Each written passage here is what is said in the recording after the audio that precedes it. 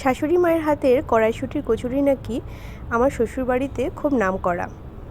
বিশেষ করে তেনার ছেলে আর আমার দুই খুড়তুতো দেওর, তারা নাকি তার জেঠিমার হাতের এই কড়াইশুঁটির কচুরি খেতে নাকি পাগল। আগের দিন দুপুরবেলা শুয়ে শুয়ে আমাকে আমার শাশুড়ি মা এই কথাগুলো বলছিলেন। ব্যাস আমি খপ করে ধরে নিলাম। পরের দিন 1 কেজি কড়াইশুঁটি এনে হাজির করলাম। শুধু বললে তো হবে না, আমাকেও করে খাওয়াতে হবে। তাই পরের দিন লেগে পড়লাম দুজনে কড়াইশুঁটির কচুরি বানানোর জন্য, একদম নিরামিষ। আজকে কড়াইশুঁটির কচুরিতে নতুন যে আইটেমটা অ্যাড করা হচ্ছে সেটা হচ্ছে ছাতু। এই ছাতু দেওয়াতে কড়াইশুঁটির পুরে বেশ একটা সুন্দর স্বাদ আসে, প্লাস এই কড়াইশুঁটির পুরটা বেশ একটা আঠালো ভাব চলে আসে। একদম শেষে দিয়ে দেওয়া হচ্ছে ভাজা মশলা। ভাজা মশলাটা বিভিন্ন বাড়িতে বিভিন্নভাবে বানানো হয়, তাই এর নির্দিষ্ট কোনো ডেফিনেশন নেই। আমরা কীভাবে ভাজা মশলাটা বানিয়েছি সেটা পরে কেউ জানতে চাইলে আমি পরে শেয়ার করে দেবো।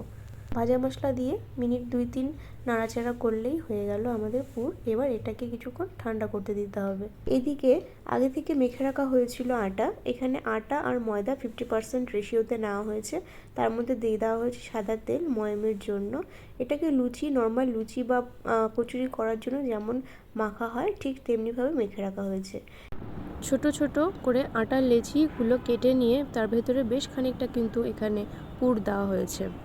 কয়েকটাতে আমরা এইভাবে পুর ভরে রেখে দিয়েছি। এবার এগুলোকে গোল গোল করে বেলে নেওয়া হচ্ছে। খুব পাতলা করেই বেলা হচ্ছে, কিন্তু সাবধানে বেলতে হবে যাতে ফেটে না যায়। ফেটে গেলে কিন্তু কচুরি নাও ফুলতে পারে। এবার এগুলোকে তেলের মধ্যে ভেজে নিলেই হয়ে গেল আমাদের কড়াইশুঁটির কচুরি। কচুরিগুলো কিন্তু আমি সবসময় দেখেছি খুব সহজেই ফোলানো যায়, কারণ এখানে মাঝখানে একটা এক্সট্রা লেয়ার থাকে, স্টাফিংয়ের এক্সট্রা লেয়ার থাকে।